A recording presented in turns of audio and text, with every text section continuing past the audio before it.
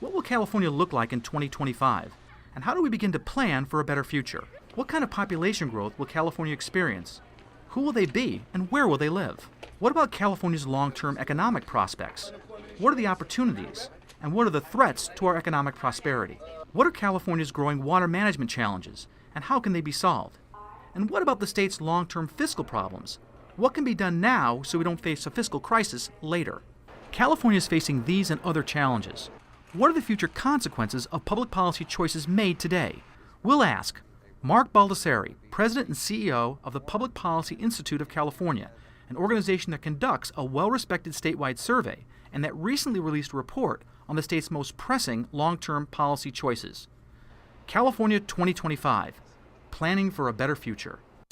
From Fresno, the Maddy Report, with Executive Director of the Maddy Institute, Mark Kepler.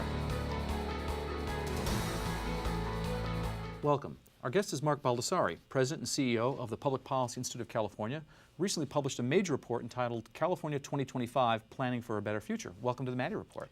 Thank you, Mark. It's good to be here. You know, what kind of growth is California going to experience? Who is it going to be and where are they going to live? These are great questions. And as we know, demography is destiny. So much of what is going on in our state and will happen depends upon what the population trends are. What we know is that we've had tremendous population growth for decades. What we see going forward is about 400,000 residents a year in California. Let's put that in context. That's the size of Oakland, right? The size of Oakland. Okay. So every year spread out across the state of California, the size of Oakland. Of course, people won't be spread out evenly. They will be living more in the inland area than in the coastal area in the future. So many of those new residents will be residents in your region, as well as the Inland Empire in Southern California. Looking ahead, though, what does the state's growing, changing population mean for public policy? How is public policy going to change? Oh, it's huge. You know, if our population just stayed where it is at roughly 38 million today, I mean, that's plenty to deal with. But the idea that we're going to have 400,000 new residents a year by 2025, we'll have 44 million residents in this state, means that there'll be new demands on infrastructure, transportation, and water, which are already, stressed, both of them. There'll be new demands on public services. That would include schools, that would include social services, that would include corrections in our prisons, too. So with schools, for example, the younger population, are we going to see the school-age population growing or declining or what? We're going to be seeing the school-age population continue to grow, maybe not at the rapid pace that it's grown in previous times, but it will continue to grow, and there'll be demands that are created by the school population. Importantly, we're going to also be seeing the aging of the baby boomers, which means that I was going to ask about that. What are the public policy implications of that? Huge. I mean, we really need to rethink what type of housing, how to get people from here to there, and importantly, what kind of health care is going to be available and accessible to an elderly population that's expected to be around 7 million by the 2020s. And there's that little issue of the pension issue too, for cities in particular. Definitely. I mean, local governments which are struggling to pay for the services that they're providing to residents, more and more they will be taking a part of their budget and paying the pension costs of the aging population, many of whom were working for them. What about the increasing population and its effect on housing? Do you think the increase in population will actually solve the housing problem? And what is the current status of housing in California? Well, housing's a good question because it depends whether you're in coastal California or inland California, first of all, in terms of what the cost of housing is, and whether there is big foreclosure or not varies from parts of the state to parts of the state. Is the foreclosure rates, are they higher, I assume, in the inland areas? They're much higher in the inland areas, and the steep decline in prices was much greater in the inland areas than in the coastal areas, and the struggle to improve from the housing situation that we're in greater in the inland areas. But we believe that the future of housing is still going to be in inland California because the price differential is so great that ultimately, as our economy improves and as people look for where they're going to be starting their jobs next, They're going to be starting more jobs in the Inland Empire and in the San Joaquin Valley, and that's where you're going to see housing improve. So looking ahead, what are the short and long-term housing challenges that California is going to be facing? The short-term challenge is that we're still recovering from terrible fall in housing prices and lots of foreclosures. The long-term challenge is that even despite all of those foreclosure problems and problems with costs and all the crisis that housing has been in, we see that there will be a housing shortage because we're not building many houses now. Our population continues to grow, so we are going to have to find our way to affordable housing, and that means that we on the coastal California, issues of regulations, which are increasing the cost of housing, are going to be an issue.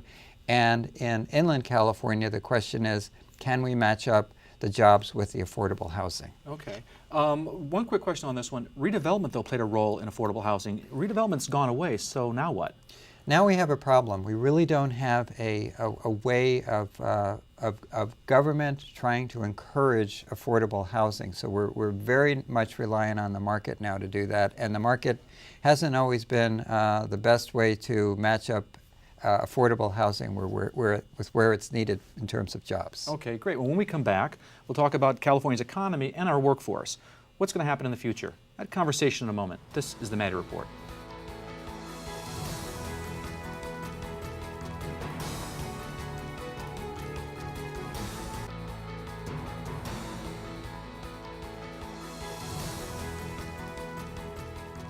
Welcome back. We're talking with Mark Baldassarri, President and CEO of the Public Policy Institute of California. Californians remain concerned about the economy. The PPIC report notes that, quote, the recent recession reveals important fundamentals about California's economy and shows where some long-term challenges and growth opportunities lie. So, what's California's long-term prospects? You seem to indicate that they're fairly strong. Why do you say that? We think that California is a strong economy because it's diversified. If we look at the California economy, it tends to look very similar to the national economy in terms of its ups and downs. We tend to have higher unemployment rates, or we have an older we have more working age people. That's one of the reasons for that. So we have a larger population, yeah. Therefore higher unemployment rate. Yeah, but if you look overall at our economy, it's so diversified that it's like a national economy, and that's really a great advantage. Many states are very specialized economies. We've got a lot going on in the different regions of the state, and that's a great strength. Which is what I want to ask you about the different regions. Who's going to be the winners and who's going to be the losers going forward? Well, that's a really good question. In terms of where the job growth is most likely, it's most likely in the inland area of California. We're expecting the San Joaquin Valley and the Inland Empire to be areas of great job growth because of the locational advantages. You're near the coast, but the coast of California, not on the coast. But you're not on the coast, right. so the cost of the land is so much less, and the transportation system is relatively good in both areas. What about manufacturing? People keep talking about bringing back manufacturing, but it's only 9% of the total economy. Is that likely? Are we going to see a resurgence of manufacturing in California? I don't think we're ever going to see a resurgence of manufacturing. Manufacturing will always be important. You'll have to have some here for some things, especially as companies start up and bring things up to scale. But we are, by and large, a service economy. And during this last recession, it came out clear that professional services, healthcare in particular, and now with the Affordable Care Act, we're going to see more growth in healthcare, education, administrative services. These are fairly high-skilled jobs representing California's future, not manufacturing. Well, what do you think the most effective economic policies the state should pursue to see our economic growth continue? What's the best things that they could do to help that? Well, we're such a great incubator of jobs in California and new businesses and new ideas and innovation that anything that this state can do to help start up new businesses, that's what we ought to be doing, and in areas where we can reduce regulations, whether it's regulations about land like CEQA or regulations about employment that are safe, that can continue to provide a good, safe, and healthy environment. That's what California ought to be doing. But in the long run, what we have to do is we have to educate our population, because a highly skilled workforce means that you have to have an educated population, and we can't depend upon people moving from other states or countries to come here. You mentioned that in your report. You say that California has a skills gap. What specifically is the problem, and how should we address it?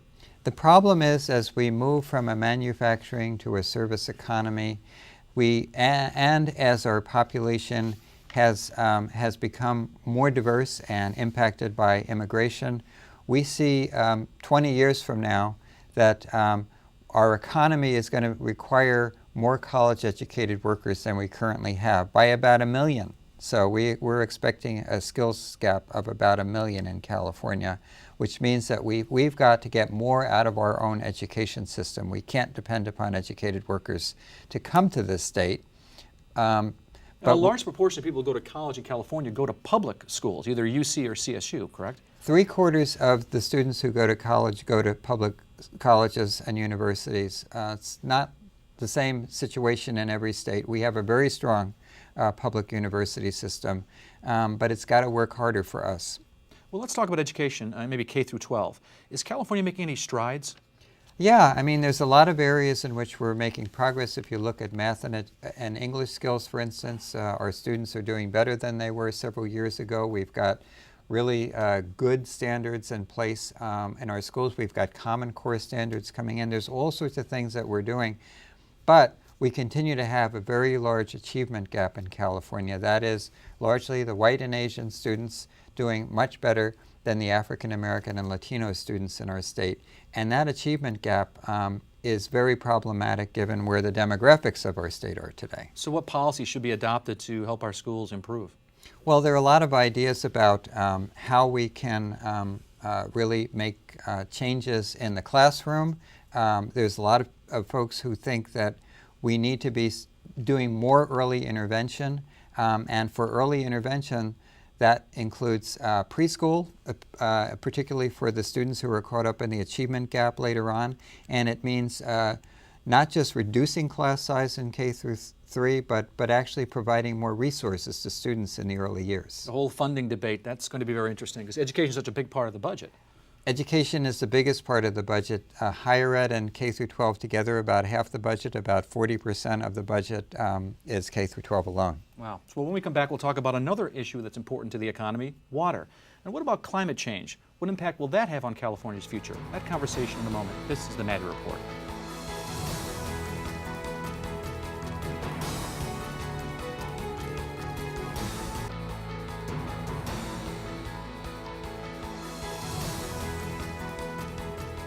Mark Twain allegedly once said, in California, whiskey is for drinking and water is for fighting over. Have we made any progress on the water issue since the days of Mark Twain? Or are the economic, political, and environmental forces actually making the situation worse? So you note in your report that, quote, California faces growing water management challenges, unquote. What are they? Well, the first challenge is that our population continues to grow. So whatever the population is today, 37, 38 million, we know it's going to go to 44 million. So right there, you've got a water issue. You've got more people, more businesses, more industries that are going to need water. We know that temperatures are rising. We know that that's a scientific fact. So you've got the issue of climate change, which means that we're going to have more droughts and we're going to have more floods. Those are both water problems. And last but not least, we continue to have a struggle that comes out in the courts, and it comes out in legislatures and state and local government between the needs of humans and the needs of the environment, the needs of fish and wildlife. And that is all putting us in a situation which is often described as a crisis in water. Yeah, it seems like the water is north and the population, the needs are south. The water in California, I mean, it's really pretty ironic, but the water's not where the population is. So then you've got to come up with a way of moving it, and in the course of moving it, lots of political conflicts and lots of very practical issues come into play. So let's talk about the biggest water challenge. What is it and how can it be addressed? The biggest water challenge is the part of the state that we call the Delta, the Sacramento Delta. So much of our water flows from the north through the Delta to Southern California. And the environment in the Delta is deteriorating. The federal government has weighed in on this, the state governments, the courts have weighed in on this, and there's no question that something needs to be done about the Delta. The question has been, what can be done? The governor's been talking about a peripheral, I guess, tunnel. What's the likelihood that we may see that?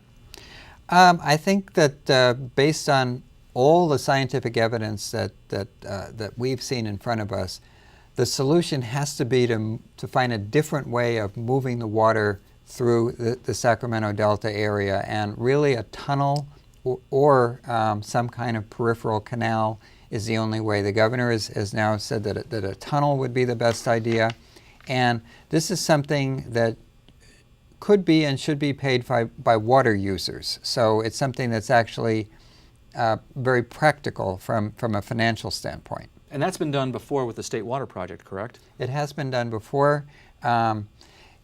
There's been a lot of progress recently between the federal and state government in terms of resolving these issues, but there's a long way to go. There's a lot of folks who are involved in it, in the environmental community, in the agricultural community, urban water users. Everybody sees it as a situation where there will be winners and losers. But the reality is that we're all going to be losers in California unless we come up with a way of solving our water problem, specifically in the Delta. Well, let's talk about climate change. You mentioned that a little earlier. How does that impact water? Again, it's the snowpack and other things, extreme climate, I assume? Well, you know, California is already in a situation where our climate is one in which we have periods of drought, followed by periods in which there's a lot of rain. And the way that we've gotten around this in periods when there's a lot of rain is that a lot of snow goes up in the mountains. It takes its time to become water and become part of the water system. As the climate changes, there is expected to be, even if there's the same amount of water altogether, it won't be snow for so long. It'll run off quicker. There will be floods. There will be no ways to capture all that water, and this could potentially cause water shortages. You also mentioned in your report about not looking for silver bullets, that we should have a portfolio approach. What is that portfolio approach? Well, first and foremost, as much as we're all very conscious of the need to conserve water, there's still a lot that we could do to be more efficient in the use of water. Not just agricultural users, urban users, everybody who uses water, you know, it can be used more efficiently. Secondly, there are ways to store water, not just above ground, but below ground. Called water banking. Water banking, groundwater. There is the possibility of desalination in the coastal areas where it's very expensive to bring water from other sources. There's the possibility of creating more above ground water. So many, many possibilities exist. Okay, when we come back, we'll talk about the state budget, probably the most objective manifestation of the state's priorities. That conversation in a moment. This is the Maddy Report.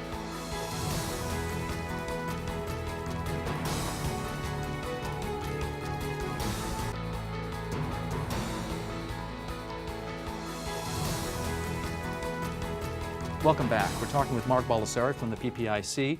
Some say California is ungovernable, and they always point to the state budget as Exhibit A. In your report, you say that, quote, California faces serious long-term budget challenges, unquote. What are they? Well, first of all, with a growing population, you're going to need more services, you're going to need more infrastructure. So right there, we have to have a built-in way of raising more money over time. And secondly, because of the way we raise revenues in California, we have some pretty severe ups and downs in terms of, on an annual basis, so the revenue stream is fairly volatile? Yeah, and volatility is, it's okay if you're going to put away some money and, you know, for a rainy day, but we haven't done a very good job at that. So we spend a lot of money when we have it, and then we go into crisis when we don't, which is where we've been the last few years. Okay, so, and it's pretty volatile because we rely, for example, on personal income taxes, corporate taxes, as opposed to property taxes.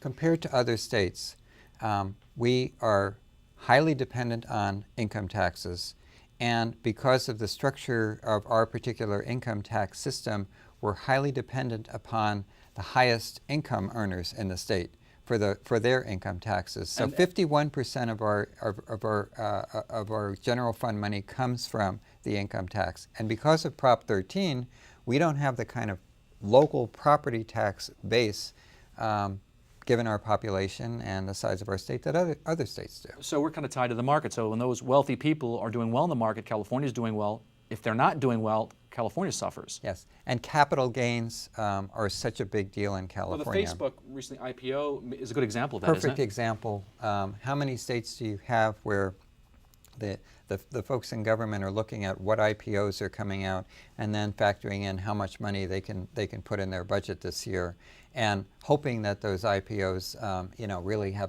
really do well? Well, how do you think the state manages money overall?